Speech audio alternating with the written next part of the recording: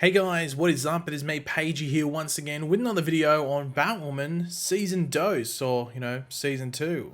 And of course, this is going to be my review for Episode 2 of this season, otherwise entitled Prior Criminal History. And of course, there's going to be spoilers, so if you've not watched the episode and you don't want to be spoiled, then go away. Come back to this video later on after you've watched the episode. And if you just want to know what happens in the episode, keep watching then. But of course, last episode was pretty much like the soft reboot for this show after we lost Kate Kane and were introduced to the new Batwoman of Ryan Wilder, even though she hasn't full-time taken on the position, if that makes sense. But we also just got to get certain things moving along with other characters. Luke and Mary, of course, are just attached to the new Batwoman situation while still potentially grieving what happened to Kate. The big change was Alice, where Safiyah is brought in, and that's where her attention is shifting, while also keeping a bit of an eye on what's happening with the new Batwoman as well. But of course, we know that Ryan and Alice have an automatic connection going into this season because, Alice killed her adoptive mother. So, yep, that's a cause for wanting some revenge. But of course, if you're going to enjoy the video, be sure to drop a like on it to show support. Or just to support the channel, of course. Let me know in the comment section down below your various opinions on this episode. Did you like it, hate it, dislike it, love it? Just let me know your opinions in the comment section down below. What would you give out of 10? And let me know if there's anything major I missed out on mentioning, because sometimes my brain just fades. You never know. But we do start off with seeing Alice attaching a live rat to Mouse's dead body, which has been dead for a bit, to then have bats eat him. And I was a bit confused at first. I was like, okay, why is she doing this? And then I pretty much remembered, oh wait, why is he dead? Well, Alice poisoned him. So now there are these infected bats, or bats transporting poison, or it's like a combination. It's not good. And they're within Gotham, and Alice now has some potential minions or little weapons to go about. So that's awesome for the citizens of Gotham. But we did have a flashback to 2 months ago where I wasn't sure where it was going, but we see Ryan Wilder, and I was like, okay, once again, where's this going? And she's attacked by, I think they were Wonderland gang members. It's hard to tell. There's different gangs within Gotham, and they just all wear masks. So sometimes it's Wonderland. These look like wolf people. Are they the Howling Moon gang? Not too sure. I'm just going to assume that they're Wonderland gang.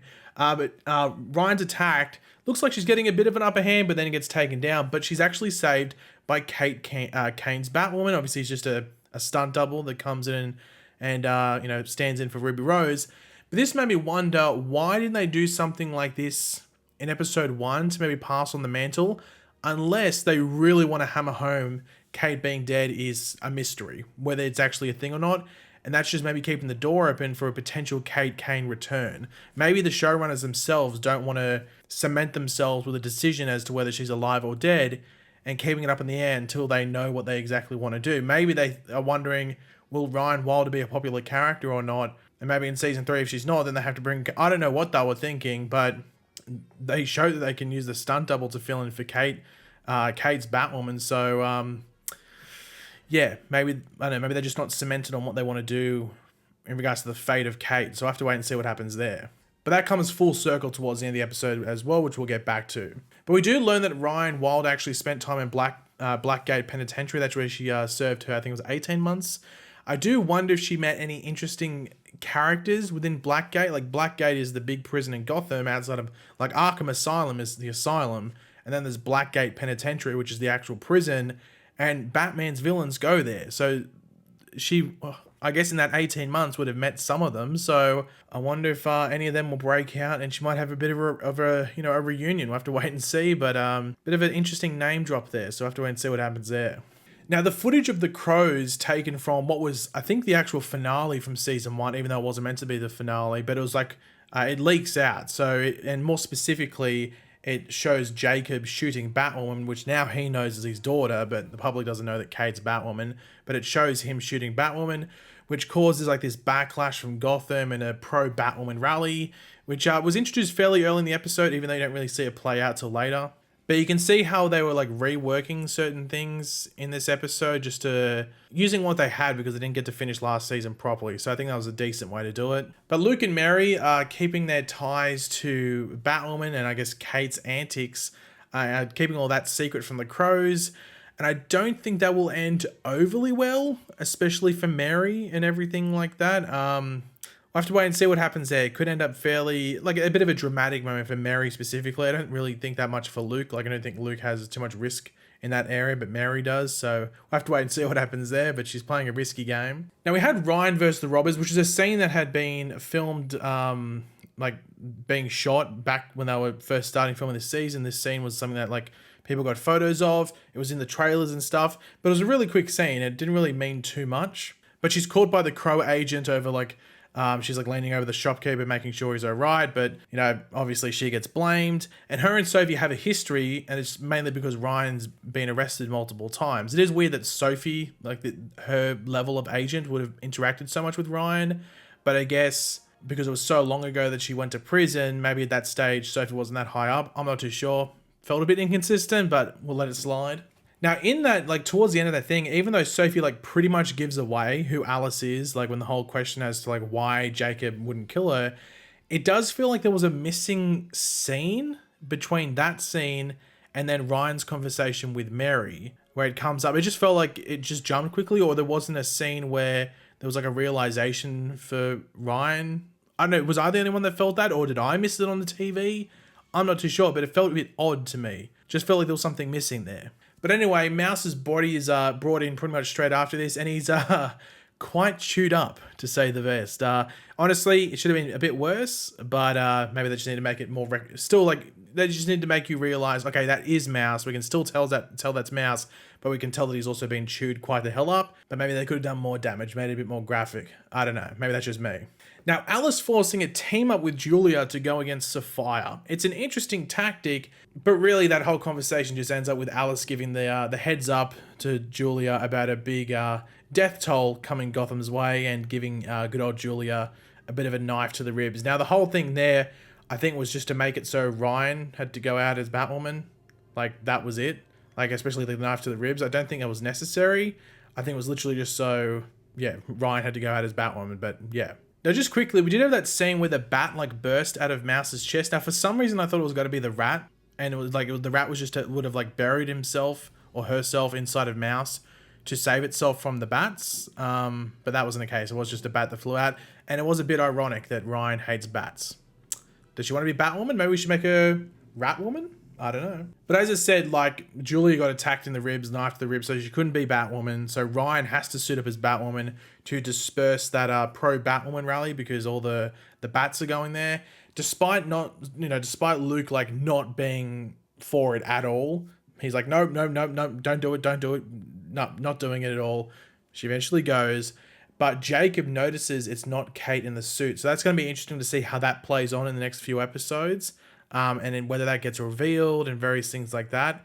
So they've created a very interesting dynamic, but maybe not a positive one, between Jacob and Ryan's Batwoman. Now, the Ryan versus Alice fight, or the Ryan as Batwoman versus Alice fight, was okay. It sort of like shifted between like being from like surveillance footage, so like Luke and Mary could see, to being actually filmed. It was okay. I'm not going to put it like one of the top fight things I've seen in the Arrowverse. It was just okay. But we do see the bats unleashed upon Gotham City, and Ryan actually has to let Alice, get away in order to save the people of Gotham. So that's one of her first hard choices. Like, my selfish choice is to get back at Alice, or to actually do my job as Batwoman. So she chooses to be Batwoman in that thing, in that scenario, which is positive for her future role. Now, from what I know, a similar scene was supposed to happen at the end of season 1.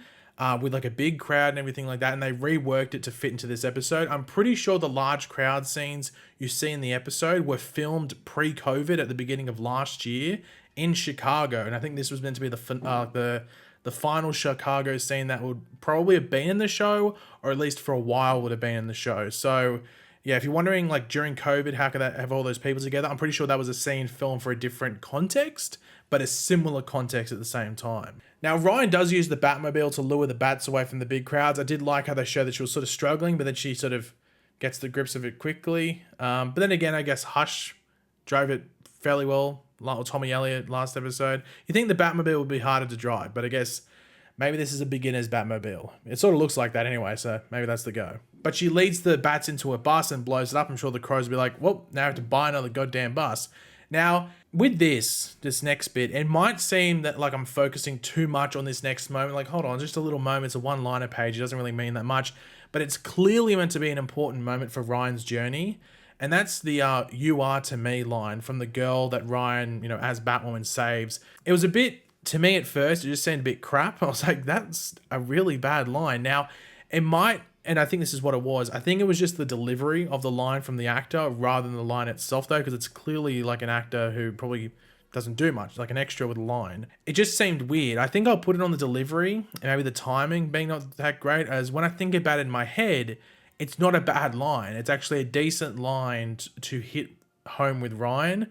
It just felt off, and I'm not too sure why, but I'm going to go with the delivery, and I think that's why. But we did have Mary taking some of that blood to Hamilton Dynamics, and they're able to come up with a serum for the bat poisoning, so that stuff gets sorted fairly early. I do wonder if there might be some continuation with that going forward, or if it is just a one and done thing in this episode. We'll have to wait and see.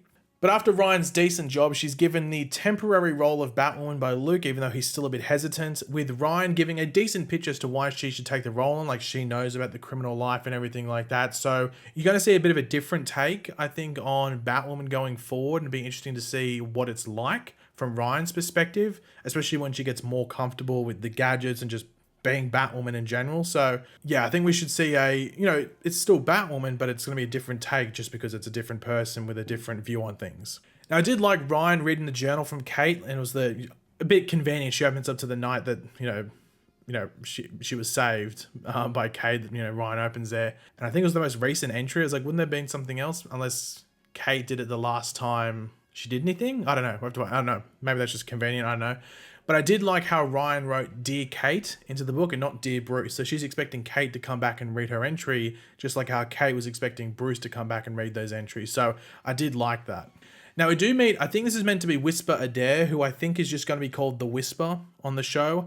And I think her real name was Tatiana. I think they said Tatiana. Now she's an accomplice accomplice of Safiyah. Now she knocks out Sophie to get to Alice, who is, and she's going to take her to Safiyah as well. I think she takes Sophie as well. I think in the promo for the episode, both of them are on the island. I think it's Leanne Yu. I think they're using the same area they use as the beach for Leanne Yu from Arrow for Safiyah's thing as well. I think it looks similar at least. So that's next episode. So we'll finally meet Safiyah next episode, and we'll see what she's up to and go to her special island. So that'll be interesting. But overall, this was a solid episode. I think I might have actually preferred it to episode 1. I think episode 2 was better than episode 1. I'm just trying to think. I think I enjoyed it more. I didn't have really any issues in regards to the writing for the most part, outside of maybe some delivery and various things like that and some convenience. But for the most part, I thought that some of the writing in episode 1 wasn't amazing in certain areas, but I think it was a bit better in episode 2. And so I think I preferred episode 2 over episode 1. I think maybe you might disagree with me. You have to let me know. Obviously, still warming up to Javicia Leslie as Ryan Wilder as Batwoman, but I think once she gets more confident, you see her take on Batwoman in like a more confident scenario and everything like that. I think that's where you'll be able to go, okay, yeah, I'm on board and everything like that. But at the moment, I'm on board, so we'll have to see what happens next. Thanks for watching, guys. Hopefully you enjoyed the video. If you did, it'd be awesome if you could drop a like on it to show support. Let me know in the comment section down below your various opinions on this episode. Do you have any issues with it? Let me know in the comment section down below. What were your favorite parts? Always curious to hear. And of course, if you are new to the channel, make sure to subscribe. And I'll catch you guys later. Goodbye.